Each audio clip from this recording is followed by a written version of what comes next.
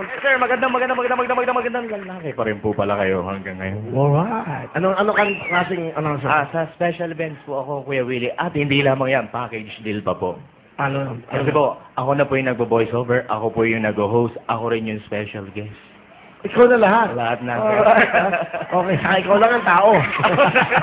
Okay, so paano? Go. Okay. May sinulat ako, Kuya Willie. Okay lang ba to? Okay, sige.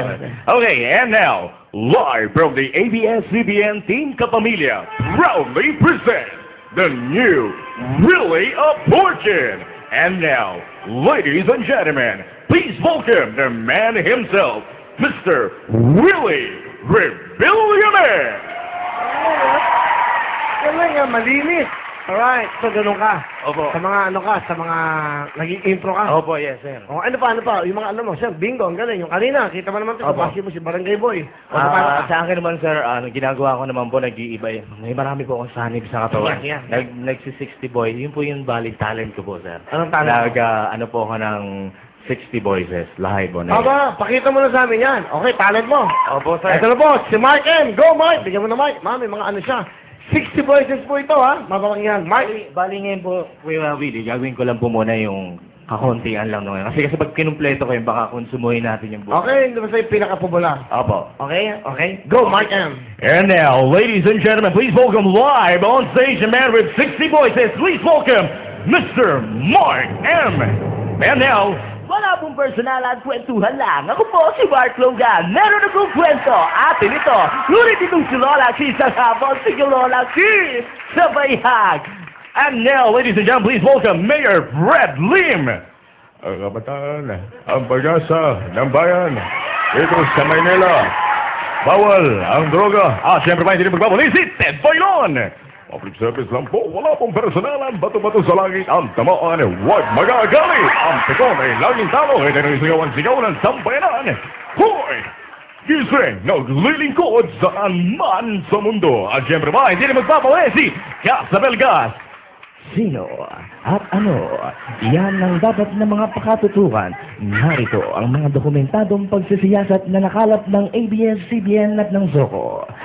Dito, hindi nagsisinungaling ang mga ebidensya. Ako po, si Gas Sabelgas at ito ang King of the Crime. Siyempre ba, hindi mo si Babalu! Ano? Ako, sila ang ulo mo. Matapos mong gawin sa kala ng baba ko, sasabihin mo, bigat mo, Peng. Siyempre ba, hindi mo si Erap Estrada. Well, kumpare. Well, kamag-anak! Huwag yung subukan. Siyempre ba, hindi naman si FDR! Oracle siya, sa babaway, panapen, kaya, basta sama-sama. Siyempre ba, ang kanyang kaibigan, si FPJ. Itong tatandaan mo, Badalan. Kung nga nila ko makalis ang yung punang Badalan. Tigilan mo na yung pagpapagitang lalaki mo, dahil hindi ka gumapo. Siyempre ba si Ray Langi mula sa Saudi, papuntang QC, ay mga kaibigan na paring Kaloy. Siyempre ba, hindi magpapali mga kaibigan si... Lasa natin ito, sige natin si Boy Abunda. Magandang umaga, kaibigan.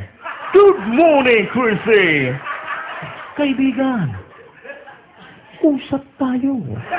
Siyempre pa, hindi magpapalala. Last na ito, mga kaibigan, at pasok natin. Walang iba kundi si Big Brother ng ABS-CBN.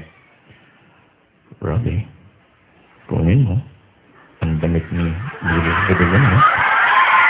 Huwag yung sinunod yan, hindi ka mapapasama sa Big Four. Siyempre pa, last na ito, mga kaibigan, isama natin si Kim Atienza. Kung hindi po matatandaan, mga kaibigan, ito po ang kauna-unang prehistoric dinosaur na makikita ngayon, mga kaibigan. Muli ito ang inyong Kuya Kim, at ito ang Matang Lawin. Galing mo, Mark! Let's go, Mark! Galing nito! Galing mo! Wow!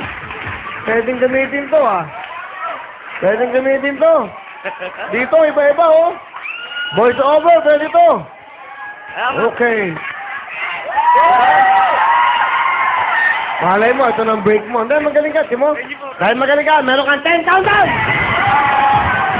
Alright! What a talent! Mark, good luck sa inyong dalawa.